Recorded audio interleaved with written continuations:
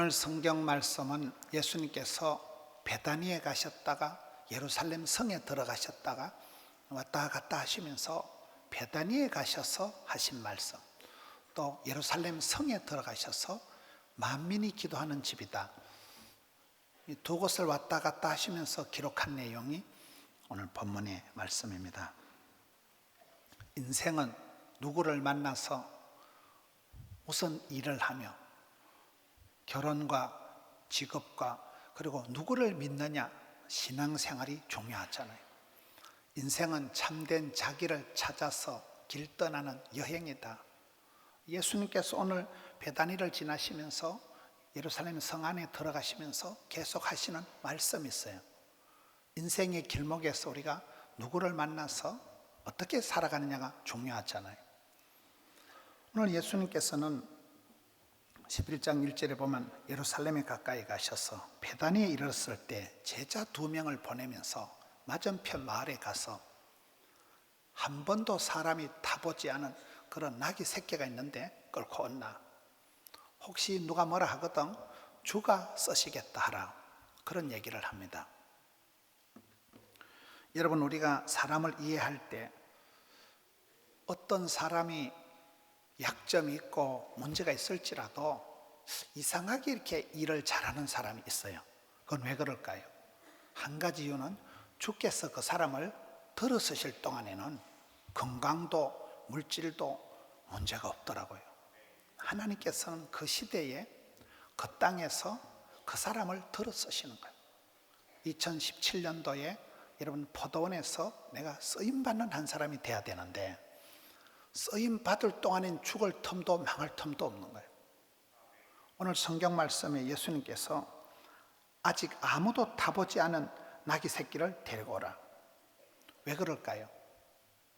우리가 주의 일을 할 때는, 쓰임받을 때는 경력이 좋아서 스펙이 있어서 내가 잘 준비됐다고 쓰임받는 게 아니에요.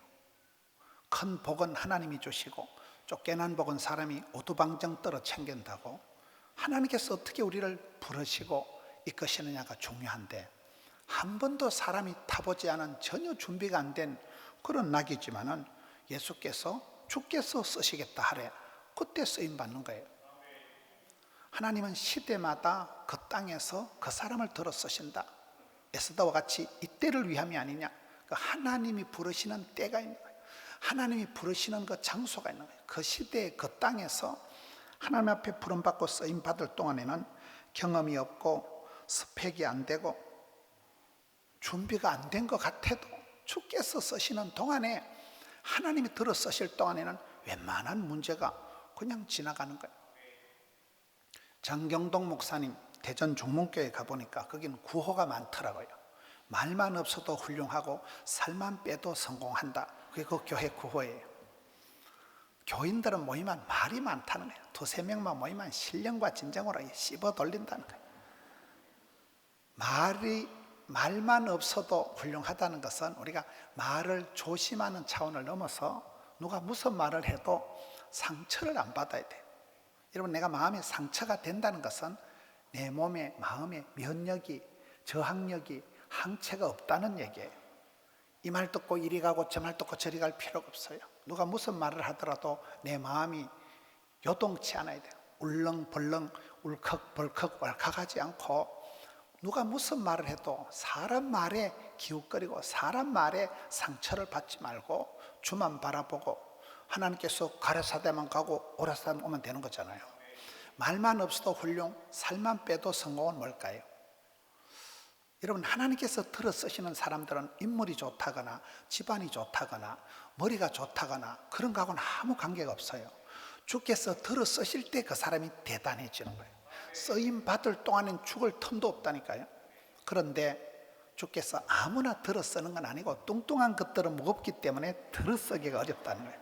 그래서 살만 빼도 성공. 여러분, 한 시대에 쓰임받는 사람이 되면 돼요.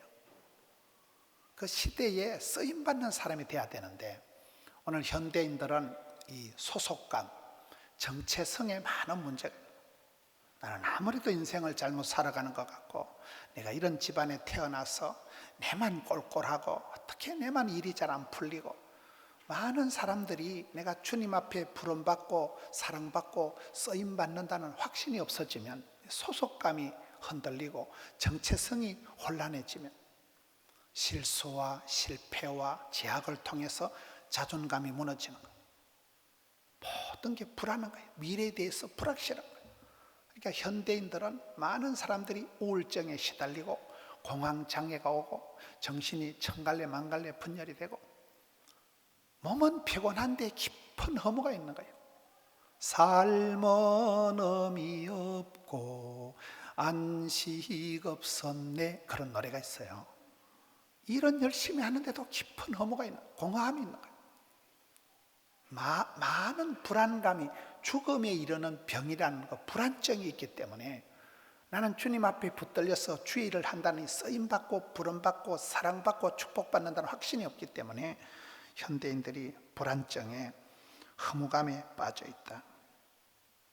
아까 우리가 영상으로 본 한동대 장순홍 총장님도 머리가 좋으니까 고등학교 2학년 때 허무주의에 빠져서 내가 열심히 공부하면 죽겠지, 내가 열심히 성공해도 죽겠지, 언젠가는 죽겠지, 이왕 죽는 거 빨리 죽자, 그렇게 허무주의에 빠졌던 학생이 요한복음 3장 16절에 독생자 예수님을 믿으면 멸망치 않고 영생을 받으라는 그 말씀의 은혜를 받고, 그분이 고등학교 2학년 때부터 전도를 하고, 그분은 출장 가도 전도하고 비행기 기다리다가도 전도하고 기차 시간 돼도 전도하고 생활 속에서 전도하는 분이에요. 그분이 경기고등학교를 나오고 서울대학을 나오고 MIT를 나오고 카이스트 교수가 되고 한동대 총장이 돼도 자기를 소개할 때 박사다, 총장 이런 소리 하지 말고 생활 속에서 늘 복음을 전하는, 영생의 선물을 유통시키는 전도자다 이렇잖아요. 허무주의를 고등학교 때 극복을 한 거예요. 현대인들이 많은 실패와 혼란 속에서 끈떨어진 영과 같이 소속감도 없고 안정감도 없고 정체성이 흔들리기 때문에 나름대로 자기만의 살 길을 찾아서 자기만의 피난처, 자기만의 비상구, 자기만의 어떤 해방구를 찾아 나가는 거예요. 술을 마시든지.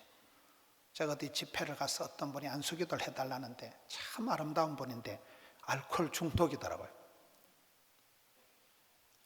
외국 사람하고 결혼을 했는데 소통이 안 되니까 그냥 밤에 잠이 안 와서 와인을 조금씩 마시다가 완전히 알딸딸하게 촛배가 돼가지고, 처음에는 잠이 안 와서 마시던 와인이 지금은 알코올 중독이 되어버린 거예요.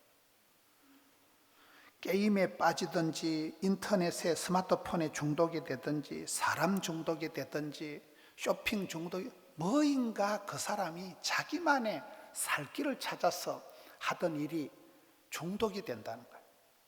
불안하니까, 허무하니까. 이러면 사람은 누군가, 뭐인가를 찾아가는 거예요. 자기만의 유일한 낙, 그게 없으면 더 이상 살 의미가 없는, 그게 사람이 술을 마시다가 시간이 지나면 술이 사람을 마신다, 이런 말이 있어요. 제가 마시고 하는 소리는 아니에요.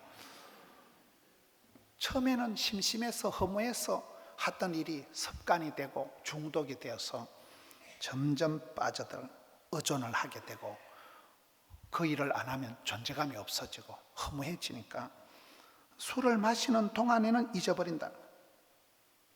전혀 생산적인 일이 안 되고 일상의 중독에 빠져서 사람 중독, 드라마 중독, 인터넷 중독, 게임 중독, 쇼핑 중독, 모든 게 중독으로 흘러가는 이 시대가 불안한 만큼 중독이 많은 사회예요.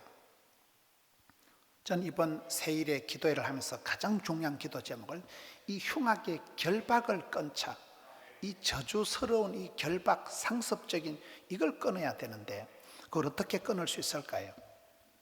이사야 58장 6절에 보니까 내가 기뻐하는 금식은 흉악의 결박을 풀어주고 멍에의 줄을 끌어주고 압제당하는 자를 자유케 하며 모든 멍에를 꺾는 것이 아니냐. 하나님 앞에 결단을 하고 먹는 것을 포기하고 식음을 전폐하고 죽으면 죽으리다, 그렇게 결단하고 금식을 하고 작정하고 기도할 때에 흉악의 결박이 끊어진다는 거예요. 뭐인가 자기 나름대로의 중독적인 그런 피난처가, 자기만의 위안처가 다 있다니까요. 오늘 예수님께서 이 예루살렘 성에 들어가셔서 베다니를 지나가면서 저는 말씀하는 게 의미가 있다고 봐요. 첫 번째, 아무도 타보지 않은 나귀 새끼를 데리고 오라. 왜요? 주가 쓰시겠다 하라. 여러분, 주님 손에 붙들려서 그 시대에 쓰임받는 사람은 죽을 틈도 없고 망할 틈도 없고 하나님이 건강도 물질도 다 지켜주신다니까요. 누구를 들어 쓰실까요?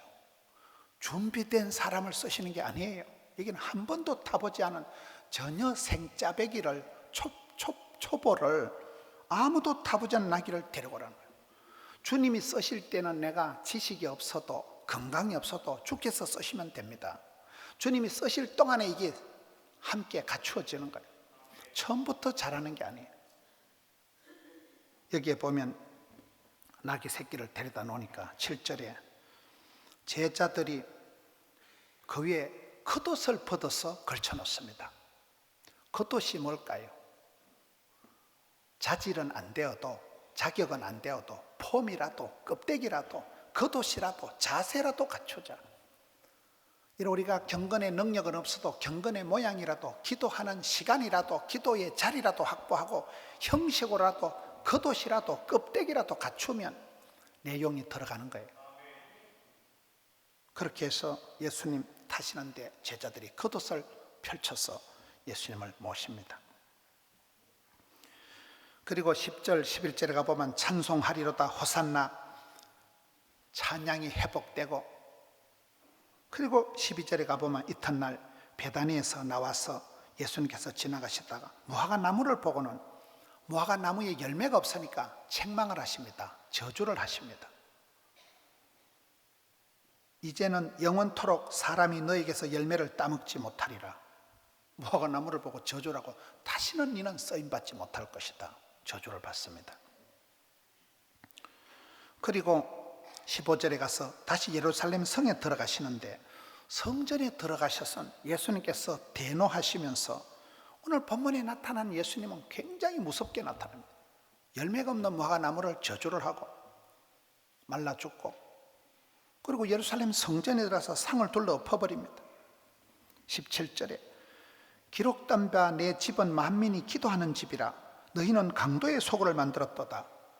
성전은 아버지의 집이요, 말씀이 선포되는 곳이요, 예배가 찬양이 울려 퍼지는 곳이요, 만민이 기도하는 집인데 왜 너희들이 강도의 소굴을 만들었느냐? 여러분, 이 말은 우리가 살아가다 보면 나도 모르게 변질이 온다는 거예요. 문제가 생긴다는 거예요. 세월이 흘러가면서 모든 것은 변하잖아요. 꽃은 떨어지고 잎은 마르고 풀은 시들고 다 변화가 되는데, 신앙이 변질이 된다는 것, 순수한 복음이 희석이 되고 기도하는 무릎이 약해지고 땜방을 하고 형식주의 매너리즘에 빠지기 쉽다는 거예요. 만민이 기도하는 집에 만인 제사장, 누구든지 주님 손에 붙들려서 쓰임받고 누구든지 기도하는 사람들이 있는 곳이 교회가 돼야 되는데 성전이 강도의 소굴이 됐구나. 그러면서 예수님께서 화를 내시는 겁니다. 여러분, 우리가 살다 보면 자꾸 첫사랑을 망각하게 되고 심장이 식어지고 모든 게 그렇게 변하잖아요. 저같이 몸이 건강한 사람은 운동을 해서 건강이 아니고 부모님께 물려받은 기초 체력이 좋아서 그런 거예요. 저는 운동 하나도 안 하지만 항상 몸이 건강한 이유가 아버지한테 엄마한테 물려받은 기초 체력이 튼튼하니까 저는 저녁에 뭐 양치도 안 하고 자고 이래도 아무 이빨에 문제가 없어요. 워낙 타고난 오복이 있으니까요. 이런 공부를 잘하는 학생은 기본 과목을 잘합니다. 신앙생활을 잘하는 분은 말씀과 기도와 전도에 익숙한 사람들이에요. 본질이 중요합니다. 기본이 중요합니다. 예수님께서 그걸 책망하는 거예요. 너는 누구냐? 하나님 손에 붙들려서 하나님이 부르셔서 그 시대에 그 집안에서 그 땅에서 쓰임받고 부름받고 사랑받고 축복받는 사람이 돼야 되는데 왜 소속감도 없으시고 정체성도 흔들리고 신앙의 본질을 잃어버려서 언젠가부터는 기도의 골방에 녹이 썩었지 않냐? 언젠가부터는 기도를 잃어버리고 기도할 시간에 여러분 엉뚱한 짓을 하고, 어떤 선교하는 교회를 보니까 덜 선교가 있더라고요. 덜 먹고 뭐 더 하자, 뭐 덜 자고 더 기도하자, 뭐 덜 TV 보고 더 성경 읽자, 뭐 이런 게 있더라고요.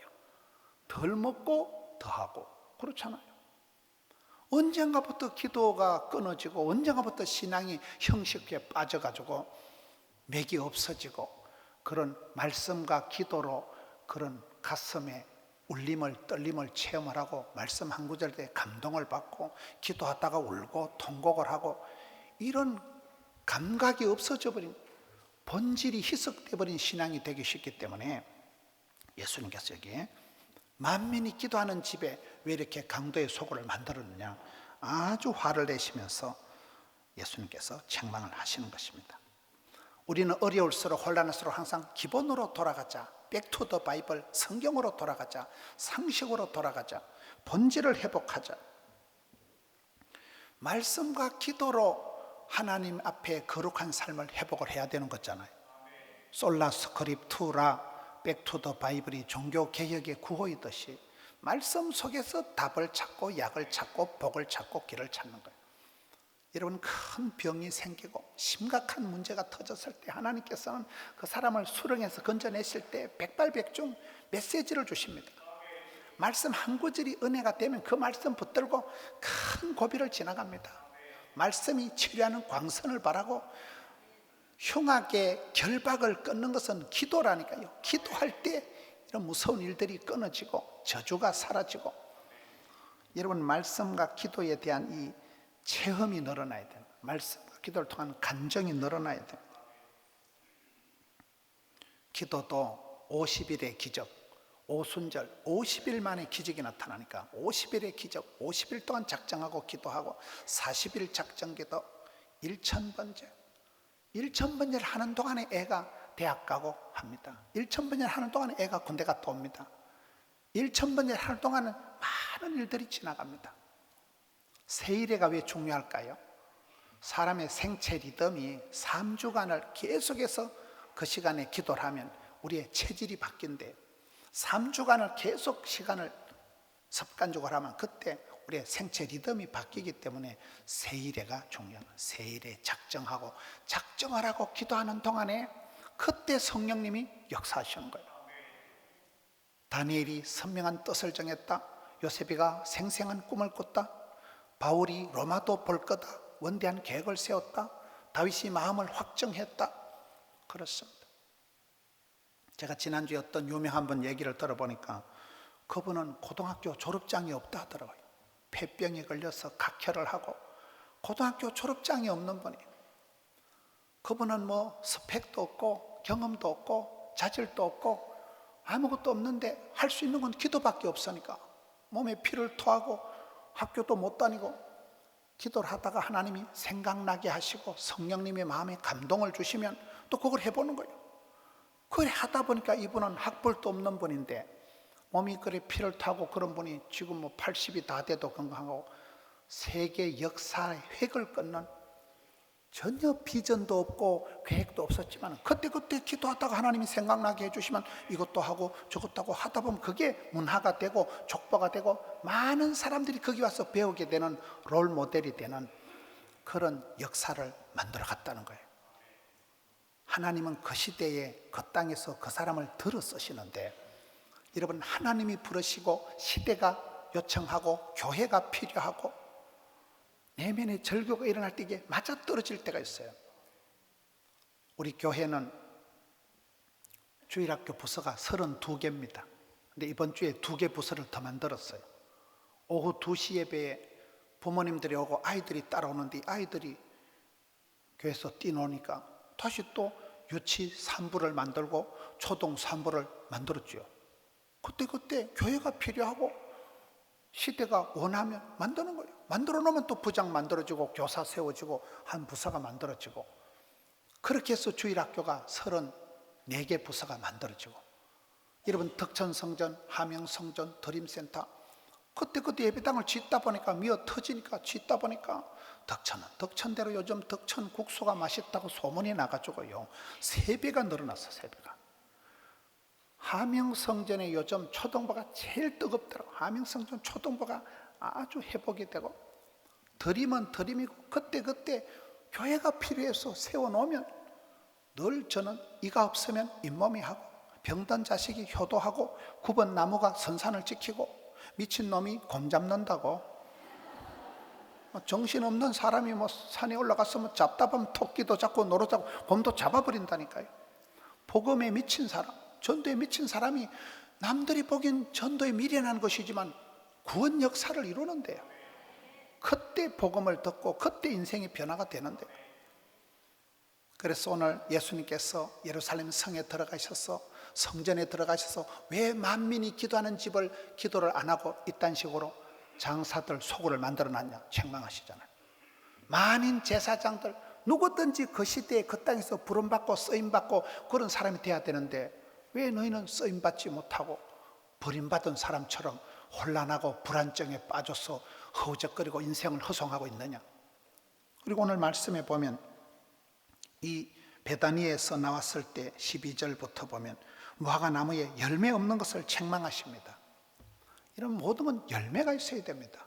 자식의 열매, 사역의 열매, 인격의 열매, 성령의 열매, 전도의 열매, 남는 열매가 결실이 있어야 되잖아요.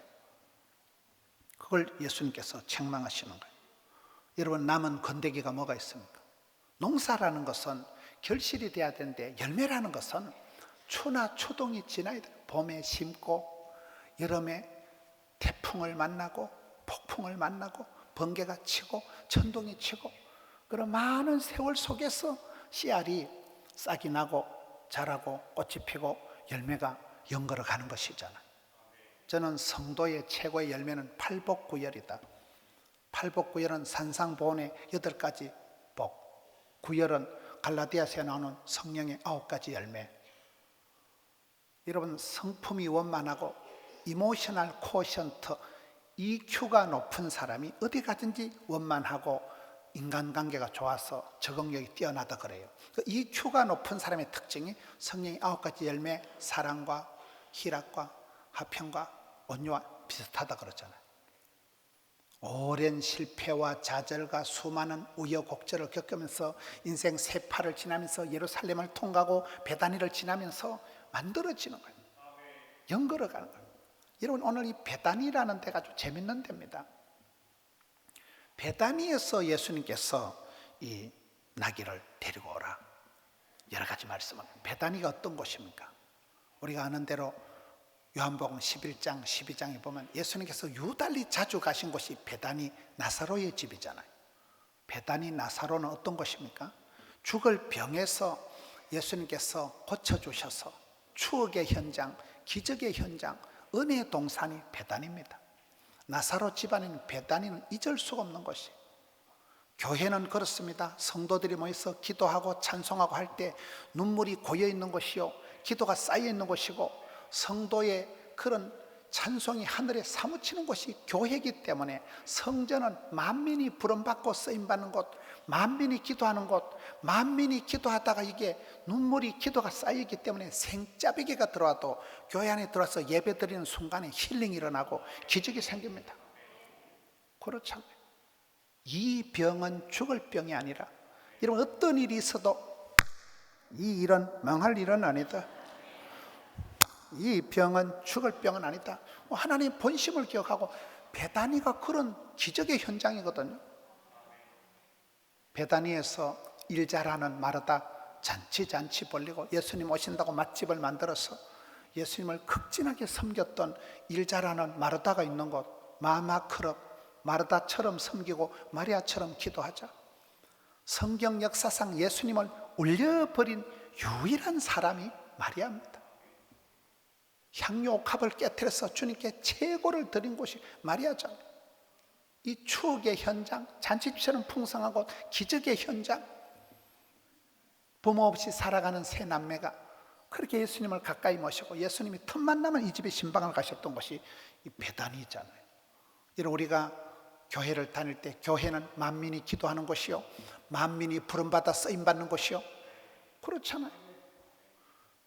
어떤 초보도 생짜배기도 교회 들어오면 사람이 변합니다. 사람이 변하고 성령님이 그 사람을 터치하기 시작합니다.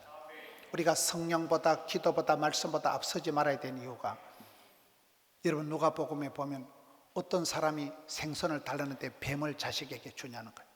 구하라, 찾아라, 두드리라, 구하는 자에게 좋은 것을 성령을 주시지 않겠느냐.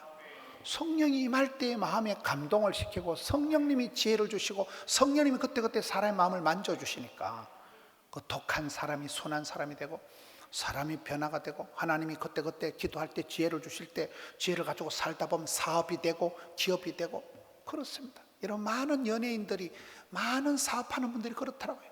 밥도 못 먹고 찌질하게 살던 사람이 뜻을 정하고 그렇게 하다 보면 조그마한 구멍가게가 기업이 되고 공장이 되고 그런 거 아닙니까?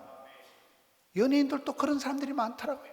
형편없는 사람이 공황장애를 겪고 뭐 그런 많은 혼란을 겪던 사람이 이때를 위함이 아니냐? 이 자리가 내 자리다.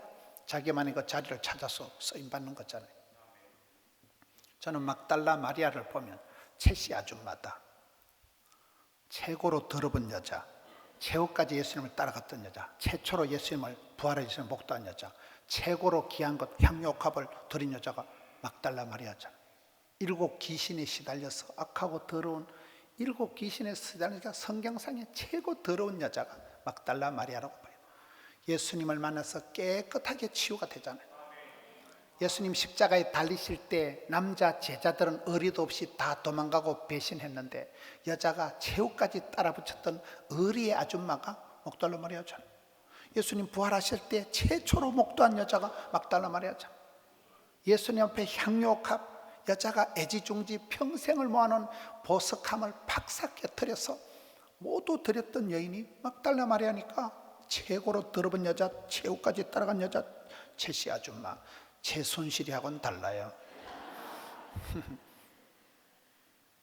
제가 지난주에 기도원에 어떤 데 강의를 갔는데 차를 태워주는 그 부목사님이 차를 태워주면서 얘기를 하더라고요. 하나님께 최고를 드릴 때, 하나님께 최고를 드릴 때 하나님이 열어주신다. 길을 열어주신대요. 최고를 드릴 때 이게 최고로 풀린다는 거예요. 뭔 말인가 물어보니까 이분이 거기서 일을 하면서 사례금을 많이 받는 게 아니더라고요. 그런데 한 달 사례금을 몽땅 다 그냥 하나님께 드렸다는 거예요. 드리고 하나님 책임지소 이랬는데 어떤 목사님 할아버지를 만났는데 그 할아버지 목사님이 내가 자네 같은 사람을 15년 동안 기다렸네. 그래가지고 그 할아버지가 은퇴하는 교회를 이 목사님한테 그냥 맡겨버린 거예요. 그 교회가 뭐 펜션이 7개가 있고 뭐 굉장하더라고요. 그리고 이분 얘기가 자기는 먹고 살기도 힘든데 사례금 얼마 돼도 않은 걸 그냥 다 드리고 나니까 하나님이 크게 열어주셔가지고 이제 이번 주에 그 새 성전에 부임한다 하더라고요. 그럼 되는 거 아닙니까? 성경에 하나님의 종들이 그렇게 살아. 최고를 드리는 거예요. 막달라 마리아가 있고 마리아가 그랬고 향유옥합 여자가 평생을 애지중지하는 것을 인색하고 오징어 굽듯이 오그라 들어가서는 안 되는 거예요. 여러분 여기에서 예수님께서 왜 주가 쓰시겠다 하라, 제자들이 왜 겉옷을 갖다 거쳤을까요? 왜 무화과 나무를 보고 너희 왜 열매가 없냐 책망을 하실까요? 왜 예루살렘 성전에 들어가셔서 만민이 기도하는 집에 너희들이 기도를 안 하냐 책망하실까요? 우리가 본질을 회복해야 됩니다. 말씀에 익숙한 학자가 돼야 되고 기도에는 기도의 도사가 돼 하나님의 보좌를 움직일 수 있는 기도의 용사가 돼야 됩니다. 기도할 때 회복이 되고 기도할 때 찬송이 회복되고 기도할 때 하나님의 형상이 회복되고 하나님의 영광이 회복되고 구원의 즐거움이 회복되고 첫사랑이 회복되고 말씀과 기도의 권능을 체험하고 맛을 보고 간정이 늘어나게 되는 것입니다.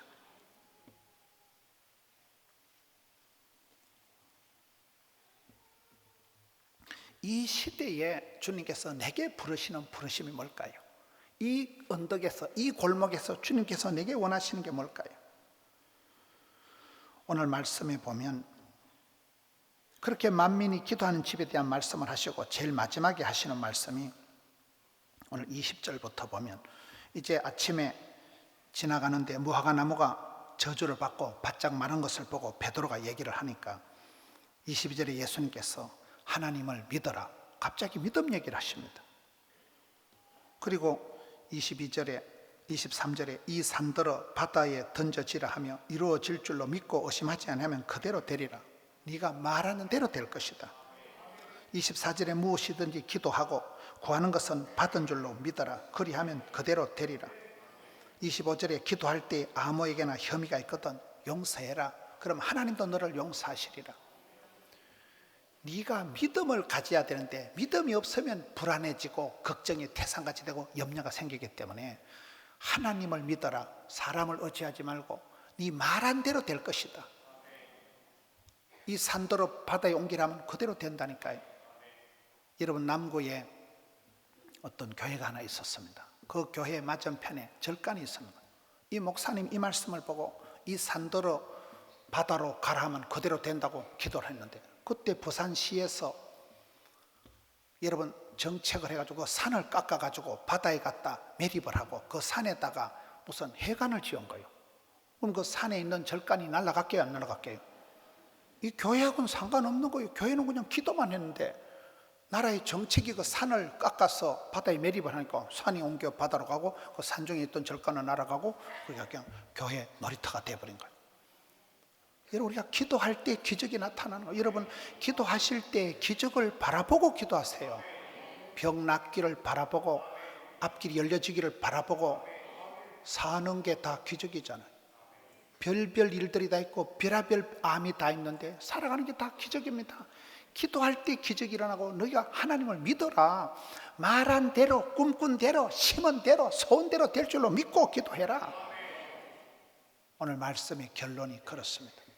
예수님께서 베다니를 지나시면서 예수님께서 예루살렘 성을 지나가면서 왜 베다니에서 주가 쓰시겠다 해라, 왜 제자들이 겉옷을 갖다 걸치고, 왜 열매 없는 무화과 나무를 책망하시고, 왜 성전에서 만민이 기도하는 집을 너희들이 변질을 시켰냐 책망하시고, 마지막에 이 무화과 나무 앞에서 예수님께서 믿음을 촉구하실까요?